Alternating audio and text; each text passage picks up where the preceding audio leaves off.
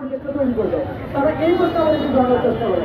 আমরা তাদেরকে বলতে চাই, যদি আপনারা মনে করেন যে শিক্ষকের দায়িত্ব সম্পূর্ণটাই একটা শিক্ষা প্রতিষ্ঠানকে চালিয়ে যাওয়া, তাহলে আমরা আপনাদেরকে বলতে চাই ক্লাস 3-তে যেরকম আপনারা আসছেন এই কথাটা, আমরা কলেজ ভর্তি সবাইকে সেম প্রশ্নটা আপনাদেরকে বলবো যে আপনারা সবাই সকল দুর্বল সবাইকে সিলেক্টে যান, ঠিক আছে? তাহলে আমরা কলেজ ভর্তি সবাইকে, অ্যাডমিশনের সবাইকে একইভাবে আপনাদেরকে বলবো, ঠিক আছে? আমরা কলেজেও লাগাতে চাই, অ্যাডমিশনের সবাইকে আপনাদের লাগাতে চাই। আপনাদের কোচিংয়ের প্রশ্নে যে কথা বলেন, কোচিংয়ের ব্যবসা হয়, ব্যবসার চিন্তা করেন আপনারা, সেই জন্য হচ্ছে আপনারা স্কুলে একটু নজরে তুলতে পারেন না, ঠিক আছে? ভালো কথা। অ্যাডমিশনের সময় যে এত হাজার হাজার টাকা কোচিং ব্যবসা চলে, সেই কোচিং ব্যবসা আমাদের তরফ করে না। আপনাদের স্কুল পর্যায়ে যেখানে আমাদের ভিড় তৈরি হয়, সেই ভিড়ে আপনারা আঘাত হেরে যাচ্ছেন একের পর এক অযৌক্তিক প্রশ্নের মাধ্যমে।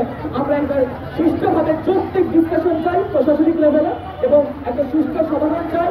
এবং আমরা চাই আপনারা যদি মনে করেন যে হ্যাঁ সবল দুর্বল সবাই, আমরা একটা গ্রামের ছেলে দুর্বল পরিস্থিতিতে আছেন, তার থেকে শুরু করে শহরের একটা সকল সুবিধা প্রাপ্ত আছেন শিক্ষার্থী, সবাই সুবিধা পাবে শিক্ষা প্রতিষ্ঠানে, ঠিক আছে?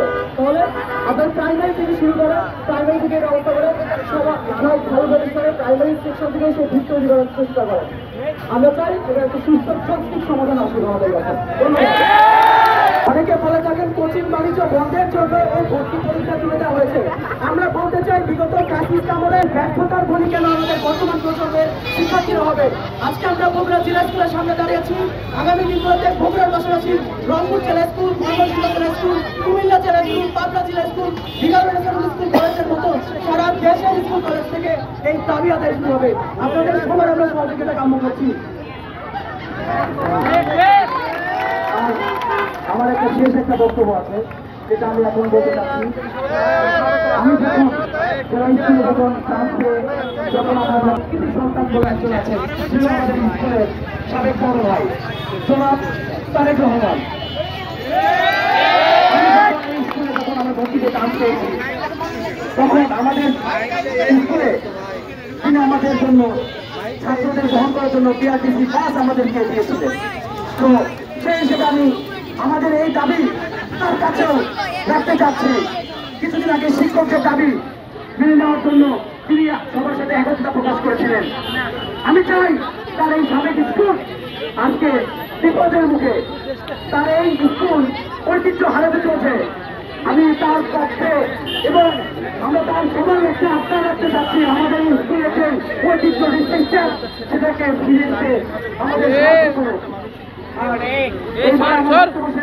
এবং আমাদের স্কুলের সাবেক একজন বড় ভাই, তার ছেলেও আমাদের এখানে ভর্তি হবে ইন ফিউচারে।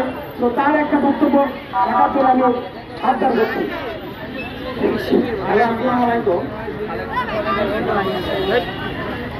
আমি মোস্তফা ফায়েল, আমি স্কুল থেকে লেখাপড়া করেছি। আমি 3-এর ব্যাচ। আমি আমার যখন এই স্কুলে ভর্তি হয়েছি, আমার সম্পূর্ণ মেধা দিয়ে ভর্তি হয়েছি। হ্যাঁ, আমি আমার সন্তানকে চাই না কখনো যে লক্ষ্যের মাধ্যমে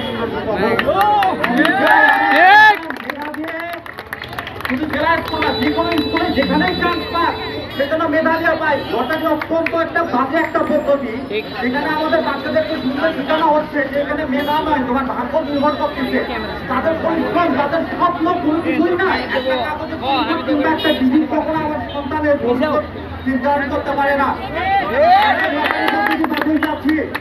আজকে আমার এখানে যে ভাই সবাই আসছে, এই যে উদ্যোগটা নিয়েছে, আমি স্বাগত জানাই। আমি জানতে পেরে তাই তাদের মধ্যে চলে এসেছি।